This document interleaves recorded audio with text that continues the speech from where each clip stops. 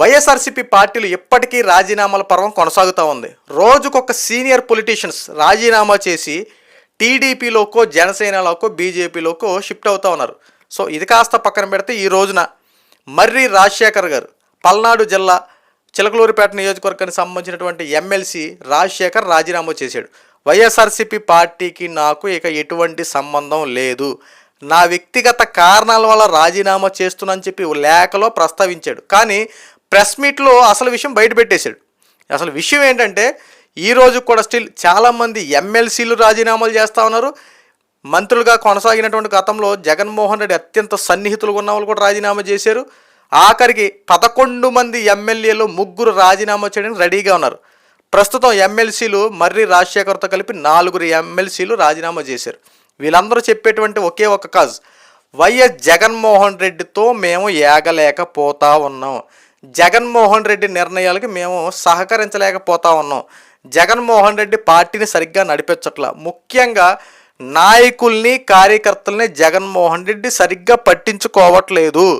ఈ విషయం ఎవరో చెప్తే ఎందుకులే అనుకోవచ్చు. స్వయంగా జగన్మోహన్ రెడ్డి మొన్న సంక్రాంతి టైంలో తన యొక్క కార్యకర్తలు నాయకులతో ఒక మీటింగ్లో జగన్మోహన్ రెడ్డే మాట్లాడాడు. ఇంతకీ జగన్మోహన్ రెడ్డి మాట్లాడినటువంటి మాట ఏంటి, నేను గత 5 సంవత్సరాలు 1.0 చూపించా, ఆ 1.0లో ప్రజలకు మాత్రమే అండగా ఉన్నా, పార్టీ కార్యకర్తలకు కానీ నాయకులకు కానీ నేను అండగా లేను.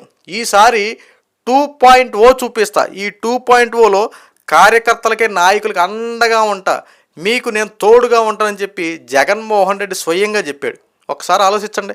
అంటే ఇప్పుడు జగన్మోహన్ రెడ్డి చెప్పిన మాటలు బట్టి ఏమనుకోవాలి, గతంలో ఎలాగో పట్టించుకోలేదు, ఇప్పుడు పట్టించుకుంటానని చెప్పి నమ్మకం కూడా లేదు. ఎందుకంటే జగన్మోహన్ రెడ్డి మాట ఇచ్చి తప్పుకోవడం, మాట ఇచ్చిన తర్వాత నిలబెట్టుకోకుండా ఉండడం జగన్మోహన్ రెడ్డికి వెనతో పెట్టిన విద్య. ఎందుకంటే గతంలో జగన్మోహన్ రెడ్డి మాటని చాలామంది పదవులు వదులుకున్నారు. మాకు రేపొద్దున అధికారం ఇస్తాడు, రేపొద్దున మాకు ఇస్తాడని చెప్పి అలాగ ఆస్తూ ఎదురు చూసిన వాళ్ళు అనేక మంది ఉన్నారు. ఈ రోజున వాళ్ళందరూ వైఎస్ఆర్సీపీ పార్టీని నమ్ముకుంటే కనీసం జగన్మోహన్ రెడ్డి పట్టించుకుంటే అని బాగుంటుంది, పార్టీని రాజీనామా చేయకుండా ఉంటారు.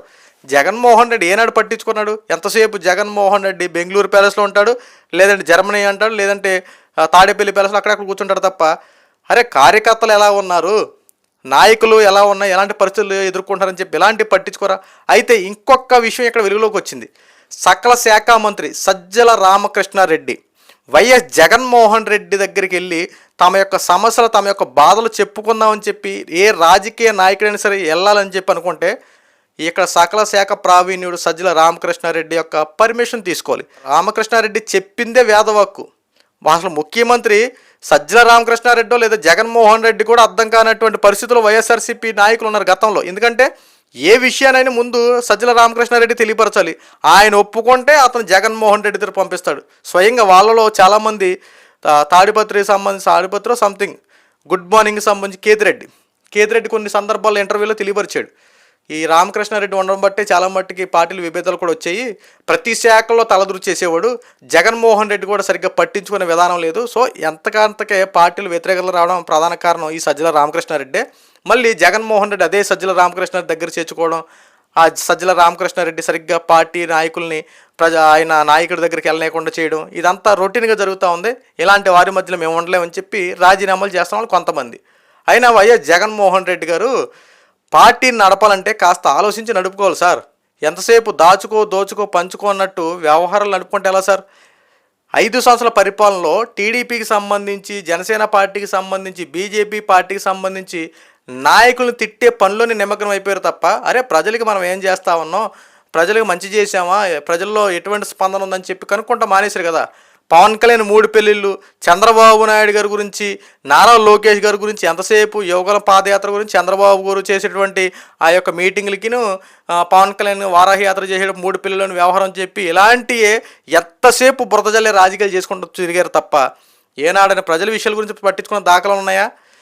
కూటమి ప్రభుత్వం ఇప్పుడు ప్రస్తుతం ఉన్నటువంటి ఏవైతే కూటమిలో ఉన్నటువంటి ఈ యొక్క పార్టీల్లో గతంలో వాంటెడ్గా మీరు అవి టార్గెట్ చేసి లైన్ చేశారు తప్ప ప్రజలను ఉద్దేశించి చేస్తున్నది నిజంగా ఈ రోజున మళ్ళీ అధికారంలో మీరే ఉండేవారు. ఈ రోజున గతంలో మీకు 150, 160 సీట్లు వేస్తే ఈ రోజున కేవలం 11 సీట్లకి పరిమితం అయిపోయారంటే మీరు ఏ రకంగా పరిపాలన చేశారో ఒకసారి ఆలోచించండి. మళ్ళీ మీరు ఈ రోజున కూటమి ప్రభుత్వాన్ని ఉద్దేశించి మాట్లాడుతున్నారంటే నవ్వాలో ఎడవాలో అర్థం కావట్లేదు. ఈ రోజున మారుతున్నారండి, వాళ్ళకి నచ్చిన పార్టీలోకి వెళ్తారు, వాళ్ళ హక్కు అది. వాళ్ళు నచ్చితే వెళ్తారు, తీసుకోండి. అట్టే పక్క పార్టీ వాళ్ళు ఆహ్వానించి తీసుకుంటారు, లేకపోతే లేదు. ఆ తర్వాత విషయం అయితే ప్రస్తుతం వైఎస్ఆర్సీపీ పార్టీలు రాజీనామాలు చేసి జగన్మోహన్ రెడ్డికి ఎంత దూరంగా ఉంటే అంత మంచిదని చెప్పి దూరంగా ఉన్నారు.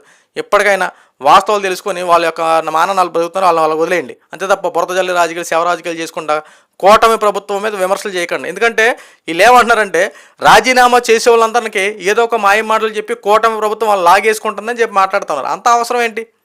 ఈ రోజున కూటమి ప్రభుత్వం చాలా స్ట్రాంగ్గా ఉంది. చాలామంది పదవులు లేక ఈ రోజున ఇబ్బంది పడతా ఉన్నారు. ఈ రోజున వైఎస్ఆర్సీపీ పార్టీ వాళ్ళు తీసుకొచ్చి వాళ్ళకి ఆ పదవులు ఇవ్వడం కోసం ఎదురు చూస్తున్నారా ఏంటి? ఏం మాట్లాడుతున్నారు సార్?